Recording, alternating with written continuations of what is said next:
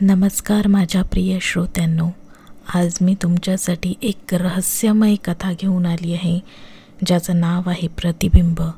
याच्या लेखक आहेत मधु शिरगावकर. भाग 1. शेवटी कशी तरी आठवड्याभराची सुट्टी काढून यश आणि जाई शिवपुरीस आल्या. जुन्या संस्थांनी जायला निघाले. रावसाहेब जाऊनही 4 महिने होऊन गेलेले. वकिलाचे 10 फोन येऊन गेले होते, पण यशच्या कामाच्या व्यस्ततेने फुरसत मिळत नव्हती. शेवटी वकिलाने आता आला नाहीत तर सर्व सरकार जमा होईल आणि नंतर काहीच हाती लागणार नाही असे निकाराचे सांगताच जाण्याशिवाय काही पर्यायच उरला नाही. यशच्या मते तसेही जिथे जुन्या पुराण्या वास्तूशिवाय काहीच नव्हते. वकिलास सांगून विकून टाकावे असे त्याने बोलूनही दाखवले होते, पण जाताना सासऱ्यांनी 10 वेळा जाईस एकदा तरी शिवपुरीला घेऊन यावे, मग जो वाटेल तो निर्णय घ्यावा असे परोपकारीने कळवून सांगितले होते. शेवटी तिने कसे तरी यशला तयार केले आणि जाण्यास दोघेही निघाले. काही अंतर गेल्यावर यशला सतत कामाचे फोन येऊ लागले होते. मग जाईने गाडीचे चक्र हाती घेतले. गुगल भाऊ हाताशी होताच त्यामुळे फारसे प्रश्न पडतच नव्हते. गाडी चालवताना नेहमीप्रमाणे जाईची तंद्री निघाली होती. 7 वर्षापूर्वी उच्च शिक्षण घेऊन जाई नोकरीसाठी अर्ज करू लागली. बहुतेक मुलाखतींमध्ये निवड व्हायचीच, पण हिला काही ना काही खटकायचे. मग एक दिवस यशच्या फर्ममधून मुलाखतीसाठी बोलवणे आले. जाई मुलाखतीसाठी गेली. ती नोकरीत रुजू होऊनच परत आली. तिच्या डॅडना आश्चर्य वाटले, पण फार वाट पाहावी लागलीच नाही. बोलघेवड्या जाईच्या तोंडून नेहमीप्रमाणे दिवसभराचा वृत्तांत ऐकतानाच फर्मपेक्षा फर्मवाल्यानेच तिच्या मनी घर केले हे त्याच्या चाणाक्ष पित्याच्या लगेच ध्यानी आले होते. नोकरी सुरू झाली. प्रथम दर्शनी आकर्षणाचे, रोजच्या सहवासाने प्रेमात आणि 2 वर्षांनी विवाहात रूपांतर झाले तेव्हा हे होणे अटळच होते असे त्या दोघांना ओळखणाऱ्या सर्वांनाच वाटत असे. रुबाबदार व्यक्तिमत्वाचा यश आणि नाजूक, आकर्षक, स्मार्ट जाई एकमेकांना अगदी अनुरूप होते. रावसाहेब मोठा तालेवार माणूस होता. संस्थानिक पुत्र असूनही आधुनिकतेची कास धरत स्वतः शहर तसेच गावी दोन्हीकडे वास्तव्य ठेवत संस्थानाच्या शेतमजुरीतून सोनं पिकवून दरवर्षी उत्पन्नात भरच घालत गेले. पण मग यशची आई अर्ध्या संसारातून अवघ्या 4 दिवसाच्या तापाचे निमित्त होऊन गेली. यश तेव्हा शहरात हॉटेलमध्ये राहून शिकत होता. रावसाहेबांनी हळूहळू इथला गाशा गुंडाळून शहरात कायमचा वास्तव्यासाठी जाण्याची तयारी सुरू केली. यशचे शिक्षण संपल्यावर त्याने शहरातच ऑफिस थाटले आणि लेकासह रावसाहेब शहरी कायमचे स्थायिक झाले. यशच्या लग्नानंतर अनेकदा रावसाहेबांनी सुचवूनही आज जाऊ उद्या जाऊ असे करत जाईस शिवपुरीस नेणे राहूनच गेले. यशची ते करण्याची निराच्छा आईच्या अकाली जाण्याने असावी असा जाईचा कयास होता, म्हणून तिनेही कधी फार आग्रह धरला नाही. रावसाहेब एकटेच वर्षातून 1-2 वेळा जाऊन तिथली व्यवस्था लावून येत होते. 6 महिन्यापूर्वी अचानक त्यांना पक्षाघात झाला आणि तेही थांबले. अवघ्या 2 महिन्यांत उंचापुरा माणूस होत्याचा नव्हता झाला. शहरी औषधोपचार, प्रेमळ सून असे असूनही रावसाहेबांनी मनोमन जगण्याची इच्छा सोडून दिल्यामुळे की काय जीवनज्योती मालावलीच. परंतु या 2 महिन्यात कित्येक वेळा त्यांनी जाईस शिवपुरी जाऊन येण्याबद्दल बजावून सांगितले. सासऱ्यांची ही अंतिम इच्छा पूर्ण करायचीच असे तिने मनोमन ठरवले. समोर आगगाडीचे बंद फाटक लागले तशी जाईने गाडी थोडी अलीकडेच थांबवली. उतरून दोघांनीही चेहऱ्यावर पाणी मारून थर्मासमधील कॉफी आणि सँडविचचा समाचार घेतला. फोनची रेंज नसल्याने यशचे काम आपसुकच थांबले होते. त्याने चक्राची सूत्रे आपल्या हाती घेतली. तासभरात शिवपुरीची हद्द आली. जाई कुतूहलाने बाहेरचा परिसर न्याहाळू लागली. लहानसंच पण टुमदार गाव. जवळपास सगळीकडे धाब्याचीच घरं. क्वचितच काही दुमजली. बहुतेक सर्व घरांना कोयलतेची कुंपणं. दाराशी छोटी मोठी फुलांची झुडपे. बहुतेक सगळ्या घरांना जरा भडक रंगीन रंगवलेलं.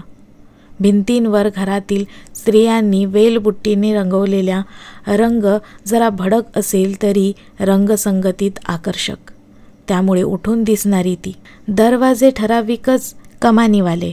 एकंदरच तो घरांचा वेगळी बाजू असलेला जाईला खूपच आवडला होता. पाहता पाहता गाडी वाड्यावर दारात पोहोचली. वाडा कसला एक छोटेखानी किल्लाच तो. 4 बाजूंनी बाहेरून उंच भिंती बांधून घेतलेली. या भिंतींतच समोरच्या बाजूला 3 माणूस उंचीचा भला मोठा दरवाजा आणि त्याच्यातच एक लहान दिंडी दरवाजा. गाडी दरवाजापाशीच आली. वकील आणि शिवा त्यांचा जुना नोकर बाहेरच थांबलेला. गाडी बाहेरच लावावी असे वकिलांचे सुचवणे होते, कारण एवढा मोठा दरवाजा एकट्या शिवाला या वयात उघडणे अशक्यच होते. शिवाने मग दिंडी दरवाजा उघडला. उघडताना त्याचा कर कर असा आवाज झाला. एखाद्या हॉरर फिल्मचे शूटिंग मस्त होईल इथे, असे जाईला वाटले होते. छोटे धनी दिवाणखाना अन खालच्या झोपायच्या खोल्या काल साफ करून घेतल्यात. रखमा येईल एवढ्यात. मग गरमागरम भाकर अन सुखं पिठलं घ्याल जेवून. दमला असाल, वाईच विश्रांती घ्या. दुपारच्यानं मग वाडा दावतो फिरून. किल्ल्या आणलायसा नवं? यशने मान डोलावली. या शिवाच्या खांद्यावर बसून लहानपणी अनेकदा गाव चक्कर मारल्याचं त्याला आठवलं होतं. शिवाचंही आता वय झालं होतं. पाठीत वाकला होता चांगलाच. त्याने शिवाची घरच्यांची विचारपूस केली. तेवढ्याने शिवा गहिवरला. उद्या येतो असं सांगून वकील निघून गेला. मी हाय इथंच बाहेर, असं म्हणून या दोघांना दिवाणखान्यात सोडून तो बाहेर गेला. भला मोठा चौरसाकृती दिवाणखाना. दिवाणखान्याची रचना वेगळीच होती. त्यात 3 ठिकाणी वेगवेगळी बैठकीची व्यवस्था होती. एके ठिकाणी सागवानी दिवाण, गाद्या, लोड, तक्के असा साधारण 10-15 लोकांना बसता येईल असा जामानिमा, तर एकीकडे चक्य गाद्यागिर्द्यांची भारतीय बैठक, समोर जाजम जिथे एकाच वेळी 25-30 माणसे बसू शकली असती असा कोपऱ्यात जिन्याच्या बाजूला एक गोल टेबल, 4 कोरीव काम केलेल्या खुर्च्या, अशी कोझी 3-4 जणांसाठीची सोय होती. इथे बसून रोज आपले सासू सासरे दुपारचा चहा पीत असतील का? जाईच्या मनात विचारच आला. जमिनीवर जुना गालिचा पसरलेला होता. त्यातील धूळ मात्र नाकात जाणवत होती. भिंतीचाही रंग उडाला होता. पूर्वीच्या काळी त्यावर सोनेरी वरखाचे नक्षीकाम असावे असे वाटत होते. सगळ्यात लक्ष वेधून घेत होत्या त्या पूर्वजांच्या मोठमोठ्या तसबिरी. अगदी यशच्या खापरपणजोबांपासून सर्वांच्या तसबिरी होत्या. आधीच्या चित्रकाराने काढलेल्या, तर नंतरच्या छायाचित्रांच्या. एका भिंतीवर नवरा बायकोच्या तरुण रूपपणीच्या आणि दुसऱ्या भिंतीवर फक्त पुरुषांच्या म्हातारपणीच्या. जाईला मोठंच नवल वाटलं होतं. म्हणजे राण्यांनी म्हातारं झाल्यावर फोटोच का नाही काढले काय? फक्त तरुणपणीचेच फोटो आहेत की काय? एका भिंतीवर प्रत्येक कुटुंबाचा फोटो, तोही राण्या तरुण आणि मुले तानी असतानाच. गंमतच आहे मोठी. तिने शिवाला बोलवून नावं विचारून घेतली, फोटोतील व्यक्तींचीही. ह्यो भाऊसाब, पहिले राजे, मग ह्यो आप्पासाब, ह्यो दादासाब आणि ह्यो रावसाब तुमचा सासरे, ह्यो धाकले धनी. असं म्हणून त्याने एका कुटुंबातील फोटोतील लहान मुलाचा फोटो दाखवला. जाईला हसू आलं.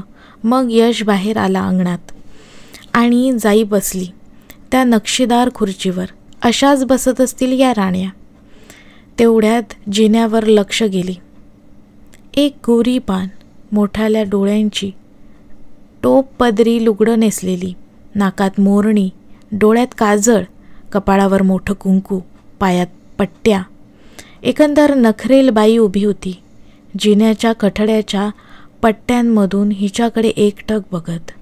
रखमा असावी काही, जाई मनात म्हणाली. जाई हसली पाहून तिच्याकडे, पण तीही हसली नाही. एकटक पाहतच राहिली ती. डोळे भावरहित होते तिचे. तेवढ्यात दार उघडून यश आत आला म्हणून जाई मागे वळली.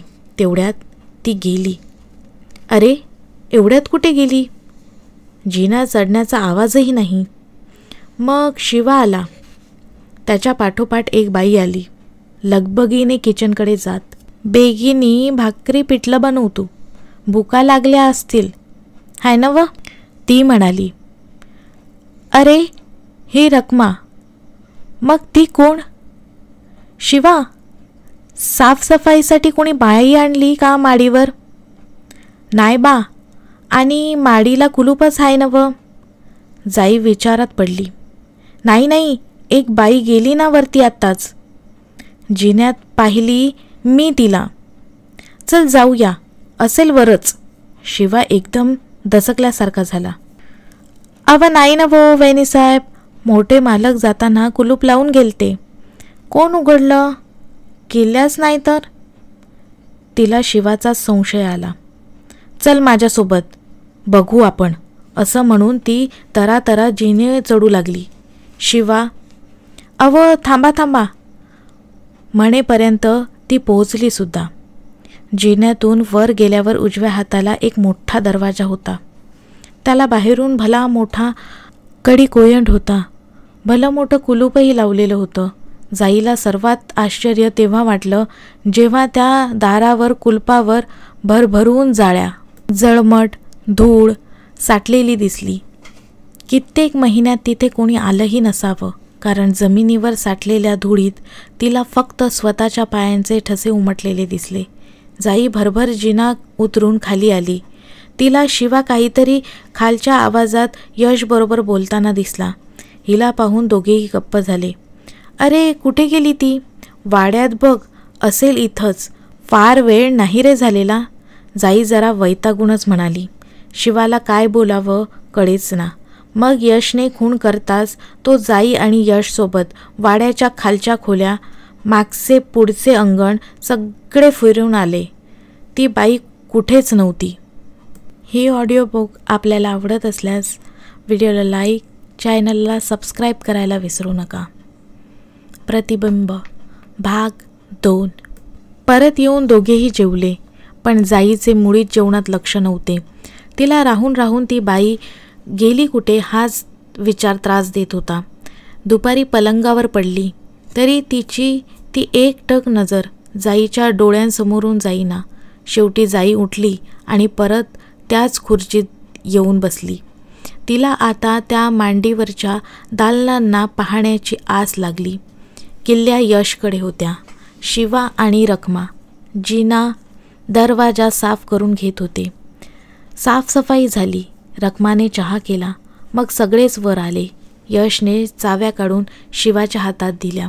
प्रथम एक चावी शिवाने पूर्ण फिरवून बाहेर काढली, मग दुसरी, नंतर तिसरी, चौथी चावी पूर्ण फिरवल्यानंतर खडकन कुलूप उघडले.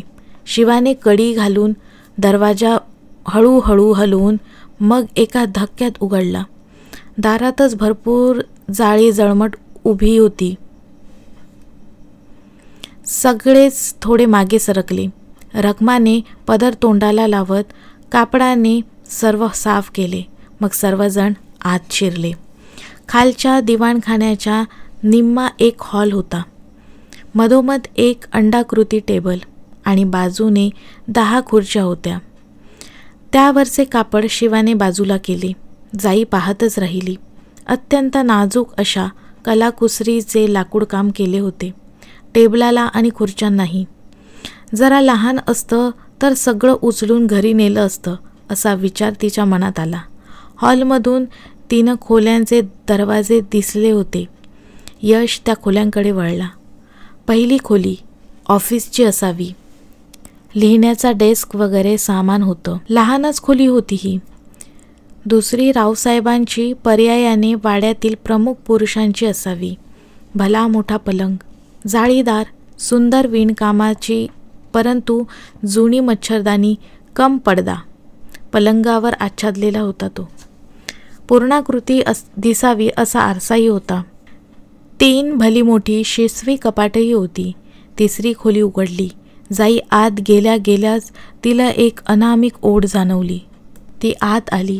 छोटासा पलंग, तसे सुंदर पण जुनी मच्छरदाणी, छोटंसं ड्रेसिंग टेबल आणि त्यावरचा सुंदर वेलबुट्टीने सजवलेला आरसा. आश्चर्यकारकरित्या या खोलीत धूळ मुळातच कमी होती आणि तो आरसा तर नव्यासारखाच दिसत होता. अतिशय सुंदर अशा कोरीव कामाने सजवलेला तो आरसा पाहता क्षणी जाई जणू त्याच्या प्रेमातच पडली. आपण हा आरसा घेऊन जाऊ अशी ती पटकन म्हणाली. काहीतरीच काय, आपल्या मॉडर्न घरात मॉडर्न फर्निचर बरोबर हा किती ऑड दिसेल. आणि ठेवणार तरी कुठे हे एवढं मोठं ड्रेसिंग टेबल? ते बघू, मी काढीन काहीतरी मार्ग, पण हा आरसा आपण न्यायचाच. जाईने हट्ट धरला. बघू. एवढंच बोलून यश बाहेर पडला. शिवा आणि रखमाही त्याच्या पाठोपाठ गेले. जाई तिथेच रिंगाळली. आरशाच्या जवळच जाऊन त्यात स्वतःलाच निरखत त्याच्या कोरीव कामावरून हात फिरवत राहिली ती. बराच वेळ झाला. संध्याकाळ व्हायला आली होती तरी जाई अजून खाली आलीच नाही म्हटल्यावर यश वर आला. तेव्हा जाई अजून तिथेच आरशासमोर बसलेली दिसली. जवळ गेला तर तिचे लक्षच नाही असे त्याच्या लक्षात आले. म्हणून त्याने खांद्याला हात लावून हलकेच हलवले. तेव्हा कुठे जाई भानावर आली. एखादे सुंदर स्वप्न पाहत असावे आणि मध्येच कुणीतरी जागे करावे तसे तिचे झाले होते. डोळ्यात एक वेगळीच चमक, ओठांवर हसू असे तिने यशकडे पाहिले. तेव्हा त्याला लग्नापूर्वी प्रथम पाहिलेली आणि मनात घुसलेली जाई आठवली. काय मॅडम, कुठे हरवलात? एवढा आवडला हा आरसा की आमचाही तुम्हाला विसर पडला? असे म्हणून हसत हसत त्याने तिला हाताला धरून उठवले. दोघेही खाली आलीत. पण खोलीतून बाहेर पडताना जाईने परत एकदा आरशाकडे नजर टाकली. जणू आरशाला सांगून गेली, आलेच. खाली आल्यावर तिला रखमा दिसली. तशी ती दुपारची बाई आठवली. तिने रखमाला विचारल्यावर ती कावरी बावरी झाली आणि बापूंना इचारा तेच सांगत्याल असं म्हणून सटकली. आता मात्र जाई इरेलाच पेटली. तिने शिवाला हाक मारली. शिवा आला तसं तिने त्याला त्या बाईबद्दल विचारलं. तो चाचरतच म्हणाला, वेणी साहेब, बेगीनं काम उरका अन सुखरूप शहराला जावा. मग मात्र जाईचा पारा चढलाच. मी विचारते काय आणि तू बोलतोस काय? मला स्पष्ट सांग, कोण आहे ती बाई आणि आपल्या वाड्यात काय करते? यश पटकन मध्ये पडला. म्हणाला, जाऊ दे ना जाई, असेल कोणीतरी. गेली ना आता? अरे गेली म्हणजे कुठे गेली? हवेत विरघळली म्हणायची का? वय वहिनी साहेब, तसंच म्हणा. तुम्ही शहरातला, तुमचा इकबारा नाही यावर. पर या वाड्यात पूर्वी बी दिसली आणि ती भुरकन नाहीशी झाली. सगळे सांगायचे, पर थोरल्या वहिनी साहेब विश्वास नव्हत्या ठेवीत. मग त्यांना बी दिसली एक दिस. त्या दिसानं जे हातरून धरलं ते उठल्याच नाहीत. म्हणून म्हणतो, बेगीनं जा शहराला, सुखरूप जा. तिथं इथं काय नाही बघा, समसान झालंय नुसतं. आम्ही बी यायला घाबरतो. आता तुम्ही येणार म्हणून सांगावा आला तेव्हा ना इलाज झाला. साफसफाईसाठी बी कुणी याया बघत नाहीत. जाई प्रचंड संतापाने जागेवरून उठली. मूर्खासारखं बोलू नका काहीतरी. ती बाई मला दिसली. दिवसा ढवळ्या स्पष्ट दिसली त्या जिन्यात. चेहरा आठवतोय ना मला स्पष्ट. पण घटकेत नाहीशी बी झाली नव. हाय का असं घटकेत नाहीसं व्हायला जागा? तुम्हीच बघितलं ना वर कसं भलं मोठं कुलूप होतं. वैनीसाब धाकल्या धन्यांना अंगाखांद्यावर खेळवलंय म्या. त्यांना तुम्हाला काय व्हायला न ग म्हणून सांगतोया. ऐका या म्हाताऱ्याचं. जाईचा अर्थातच अजिबात विश्वास बसला नाही. पण शिवा खोटं बोलतोय असंही वाटेना. मग तिने तात्पुरता तो विषय थांबवला. रात्रीचे जेवण उरकून रखमा आणि शिवा निघून गेले. राम पाऱ्यालाच ये तुझी असं सांगून गेला. जेमतेम 9 वाजले असतील. शांतता मात्र मध्यरात्रीसारखीच होती. यश लॅपटॉपवरचा काम करत बसला होता. जाई बरोबरच आणलेले पुस्तक काढून वाचण्याचा प्रयत्न करू लागली.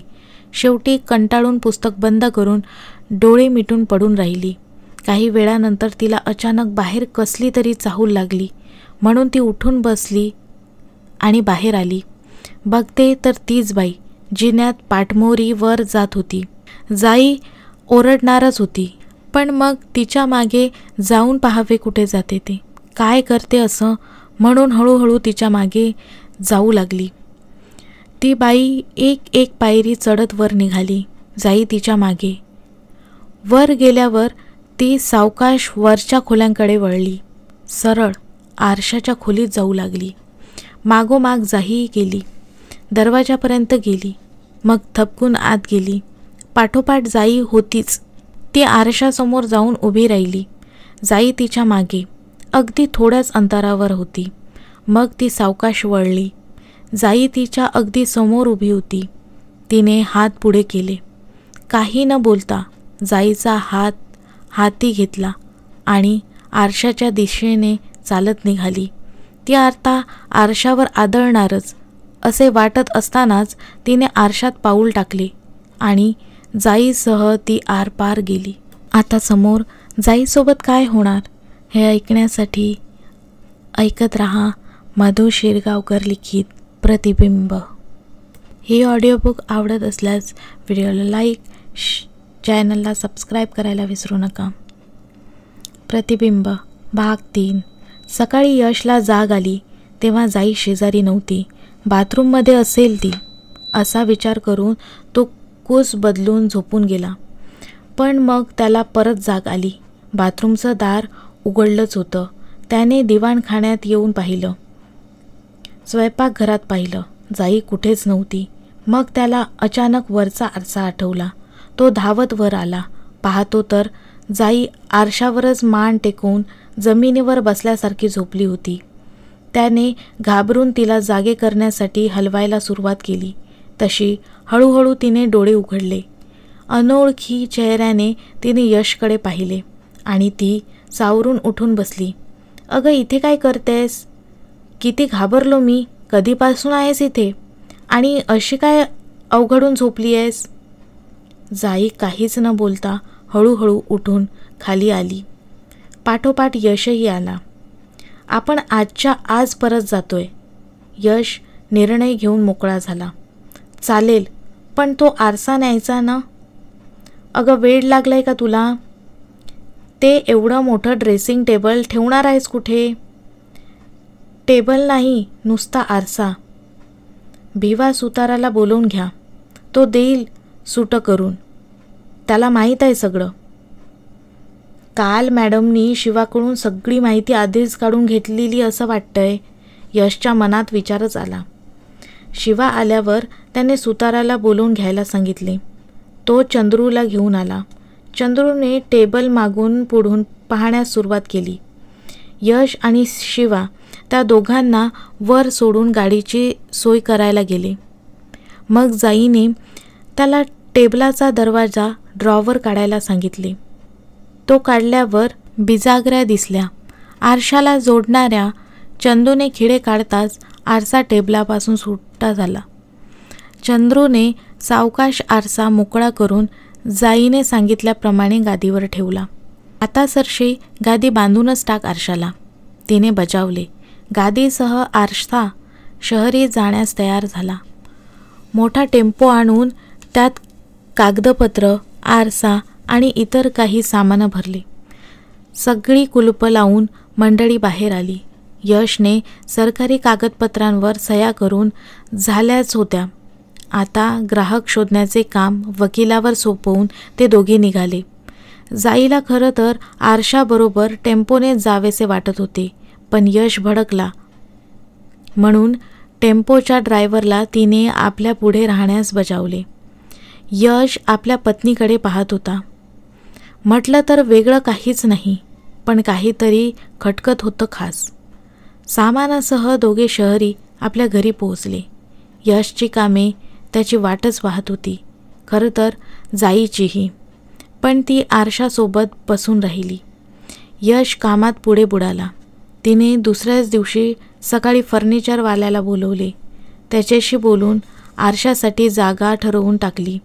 तिने तिच्या स्टडीच्या दाराला, जिथे तिचा बराचसा वेळ जायचा आणि ती एकटीच तिथे असायची, त्या दाराच्या बाजूला आरसा बसवून घेतला. आता तिच्या जीवात जीव आला, कारण आरसा म्हणजे अस्तित्वाचा प्रश्न होता, तिच्याही आणि जाईच्याही. यशच्या येण्याची वेळ झाली होती. ती आरशासमोर उभी राहिली आणि सरळ चालत पलीकडच्या दिशेने नाहीशी झाली. जाई अलगद मागच्या खुर्चीत कोसळली. यश आला तेव्हा त्याला ती तशीच दिसली, खुर्चीतच झोपून गेलेली. यश चिंतेत पडला. त्याने जाईला हात लावून जागे करण्याचा प्रयत्न केला, पण ती ग्लानीतच होती. अंगात भरपूर ताप भरला होता. मग त्याने तिला पाणी पाजले. जेव्हा जरा तिला हुशारी आली, त्याने तिला बेडरूममध्ये आणून झोपवले आणि डॉक्टरांना फोन केला. त्यांनी रात्री बघून जातो, ताप जास्त वाढला तर गोळी देण्यास सांगितले. तो तिच्याजवळ बसून राहिला. गोळीने ताप बराच उतारला. हळूहळू जाईला एक एक गोष्ट आठवू लागली. त्या रात्री ती बाई तिच्या हाताला धरून आरशाच्या आरपार घेऊन गेली. नंतर मात्र तिने जाईचा हात झटकून टाकला. ती मागे वळून आरशातून पलीकडे परत गेली. जाई मात्र त्या थंडगार, हिरवट, बुळबुळीत अंधारात चाचपडत कितीतरी काळ धडपडत राहिली. ना तिला काही दिसत होते ना कळत होते. तिला फक्त एकच जाणवत होते, ते हे की आपण काही झालं तरी हार मानायची नाही आहे, काय वाटेल ते झालं तरी. आणि या एका जिद्दीवर ती परत येऊ शकली होती. पण किती दिवस ती तग धरू शकेल हे तिला कळतच नव्हतं. तिला एक मात्र नक्की कळलं होतं की जे काही सगळं होत होतं ते फक्त मनाच्या पातळीवर होतं. तिच्या शरीराचा त्यात कुठलाच सहभाग नव्हता. त्या दिवशी वाडा संपूर्ण सजवला होता. नव्याने रंगरंगोटी करण्यात आली होती. भाऊसाहेब खुशीत होते. बऱ्याच वर्षांनी वाड्याला नवीन मालकीन मिळणार होती. त्यांच्या मुलाची, अप्पासाहेबाची बायको म्हणजेच भाऊसाहेबांची सून वयात आली होती. व्यायांसह तसा निरोप आलाच होता. आज सूनबाई कायमच्या वाड्यावर राहायला येणार होत्या. एका मोठ्या जबाबदारीतून मोकळ्या झाल्याची भावना त्यांच्या मनात होती. मंडळी पोहोचली. रीतिरिवाज परिसरातील इतर स्त्रियांनी पूर्ण केले. भाऊसाहेबांच्या पत्नीचे अकाली निधन त्यांना फार एकटे करून गेले होते. पण मुलाला सावत्रपणा नको म्हणून त्यांनी दुसऱ्या लग्नाचा विचारही मनात आणला नव्हता. रीतीप्रमाणे गावातील कलावंतीण सुनेची दृष्ट काढायला आली होती. तिच्याबरोबर तिची उफाड्याची मुलगी शेवंताही आली होती. खाली कार्यक्रम सुरू झाले. पुरुष मंडळींची व्यवस्था वरच्या खोल्यांमध्ये केली होती. खाली बायकांचे कार्यक्रम सुरूच होते. अप्पासाहेब आपल्या खोलीत बसला होता.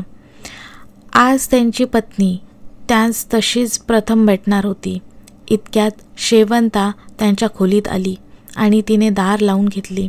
ती सरळ अप्पासाहेबांच्या समोर येऊन उभी राहिली आणि तिने वस्त्र उतरवण्यास सुरुवात केली. तो प्रचंड हबकला. अगं काय करतेस हे, असं जवळपास ओरडलाच. शेवंताही संतापून आली होती. का, कालपर्यंत हेच गोड होतं ना. मला कायमचं आपलं करण्याचं आमिष दाखवून आता सवत आणून बसवता वय माझ्या छातीवर. काहीतरी बडबडू नकोस. आजपर्यंत तुला काही कमी पडलं नाही, पुढेही पडणार नाही. कलावंतीण आहेस हे विसरू नकोस. असं म्हणून तो तरातरा खोलीच्या बाहेर जाऊ लागला. तशी शेवंता इरेला पेटली. अशी अर्ध्या कपड्यावर बाहेर येऊन तमाशा करीन, तिने धमकावले. अप्पासाहेबांनी तिला झिडकारले आणि तरातरा बाहेर निघून गेले. भाऊसाहेब शेजारच्या खोलीतून सर्व ऐकत होते. ते आतील दरवाजा उघडून आत आले.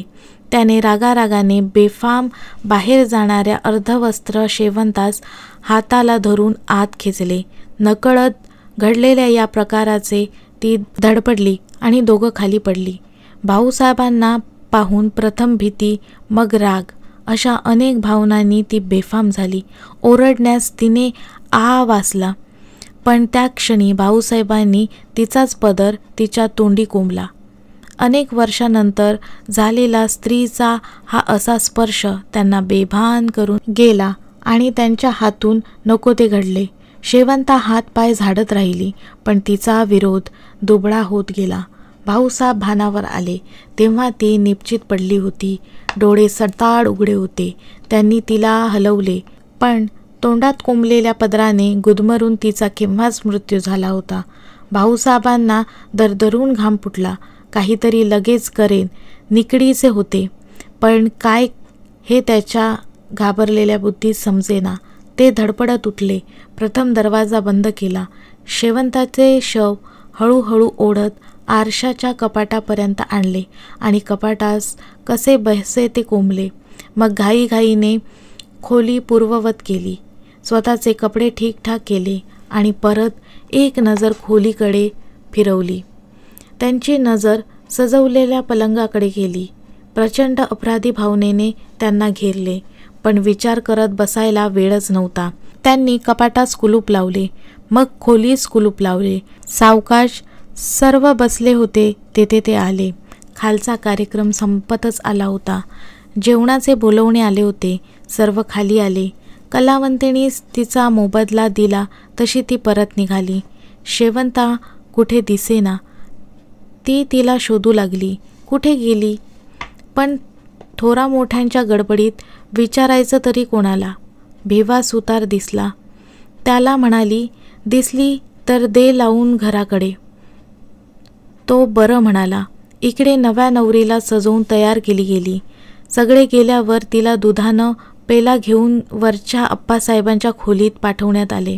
अप्पासाहेब स्त्री सुखास नवखा नसला तरी नव्या नवलाईने नव्या वधूकडे आकर्षीला गेला. दोघांची पहिली रात्र रंगत गेली आणि आरशापलीकडे शेवंताच्या निर्जीव डोळ्यांमधून आग बरसू लागली. संताप, मत्सर, द्वेष, सूड भावना या सर्व जाळणाऱ्या दाहक भावना तिच्या डोळ्यांत आग ओकत होत्या. त्याच विषारी नजरेने शेवंताने आरशातून वळून जाईकडे पाहिले. इतका वेळ सिनेमाप्रमाणे आरशात भान हरपून सर्व घटना पाहणारी जाई दचकून भानावर आली. एकाच वेळी सर्पासारखी थंड संवेदना तिच्या शरीरभर पसरली होती आणि तिला दरदरून घाम फुटला.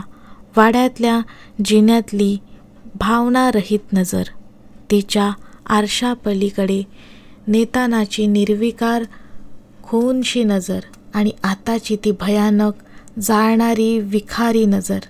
भयंकर होतं हे सारच. तिची नजरही आणि पाहिलेली घटनाही काही कळायच्या आत जाई स्टडी रूममधून हेलपाटं मारत आली आणि बेडरूममध्ये पलंगाच्या कोपऱ्यात अंगाची मुळकुटं करून थरथरत बसून राहिली. स्वप्न आणि सत्याच्या सीमारेषेवर ती हेलकावत होती. काय होतंय हे कळण्याच्या पलीकडे ती गेली होती. डोकं सुन्न झालं होतं. बराच वेळ असं बसून राहिल्यावर जाई हळूहळू उठली. किचनमध्ये जाऊन गटागटा पाणी प्यायली. शरीर चिपडासारखं वाटत होतं. जीवनरस कुणीतरी पिळून घेण्यासारखं. सकाळी यश बाहेर पडल्याबरोबर ती स्टडीमध्ये गेली. दार पुढे करून खुर्चीत बसावं म्हणून दाराला पर्यायाने आरशाला हात लागला आणि बटन दाबून टीव्हीचा पडदा ऑन व्हावा तसा चित्रपट सुरू झाला. आता यश यायची वेळ झाली होती, पण जाईच्या पोटात अन्नाचा कणही सकाळपासून गेला नव्हता. जे घडत होतं ते एकाच वेळी प्रचंड ओढीने आपल्याकडे खेचणार, पण त्याच वेळी जाईला स्वतःच्या अस्तित्वाच्या सुरक्षिततेची भीती वाटावी असं होतं. बघता बघता जाईला हुडहुडी भरली आणि ताप आला. ती बेडरूममध्ये जाऊन निजून राहिली. यश आल्यावर मात्र त्याने ताबडतोब डॉक्टरांना फोन केला. त्यांनी डोक्यावर पट्ट्या ठेवायला सांगितल्या, गोळीही घेण्यास सांगितले. दुसऱ्या दिवशी तिच्या सर्व चाचण्या करण्यात आल्या. वैद्यकीय चाचण्यांमधून काहीही रोग नाही हे सिद्ध होत होते. साधा व्हायरल फीवर आहे, होईल कमी, असा दिलासा डॉक्टरांनी दिला होता. प्रतिबिंब भाग 4. दुसऱ्या दिवशी यशच्या महत्त्वाच्या मीटिंग्स होत्या. जाईने त्याला आग्रहाने जायला लावले.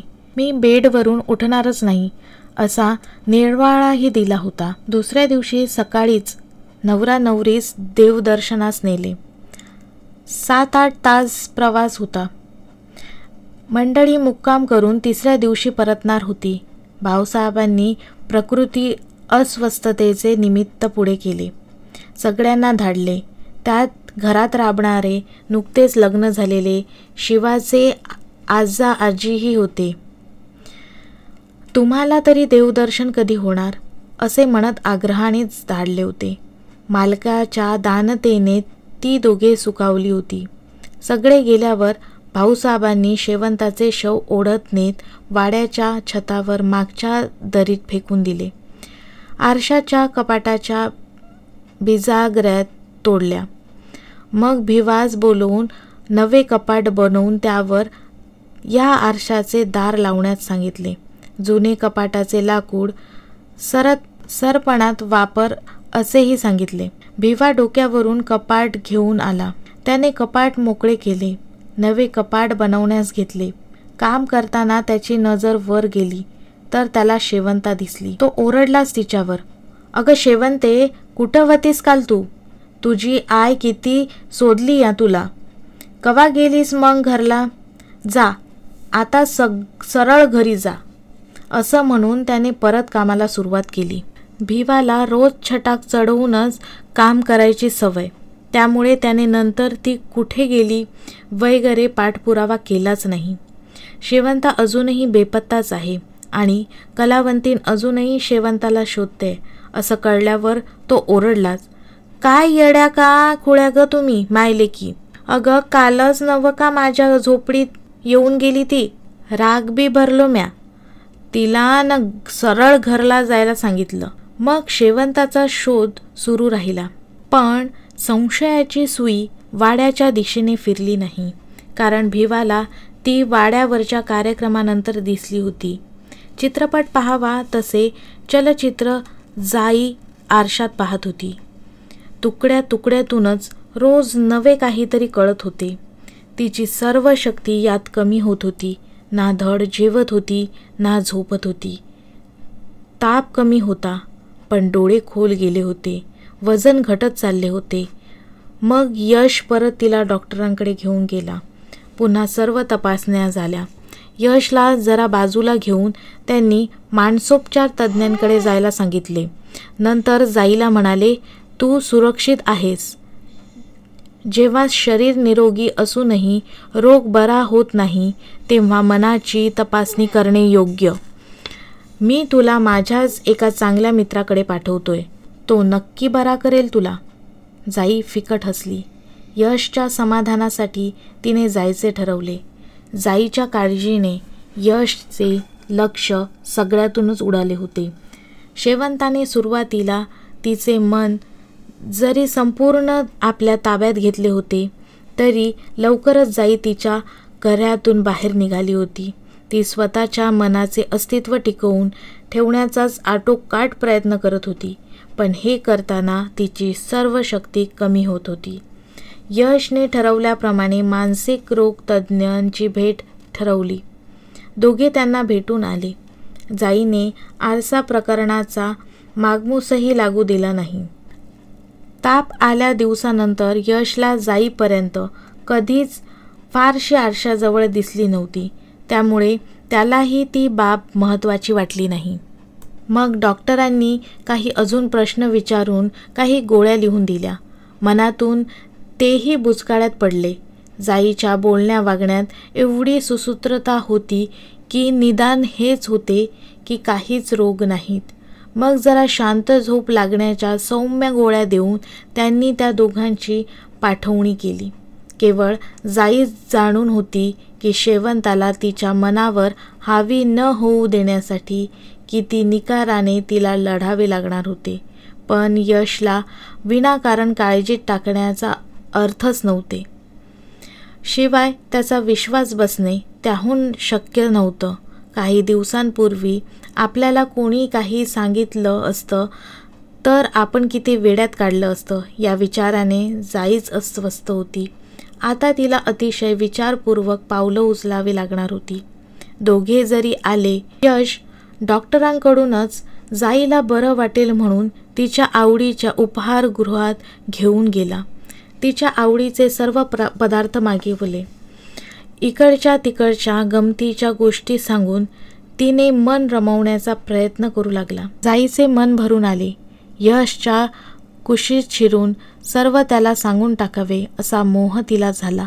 पण विचारपूर्वक तिने स्वतःला सावरले.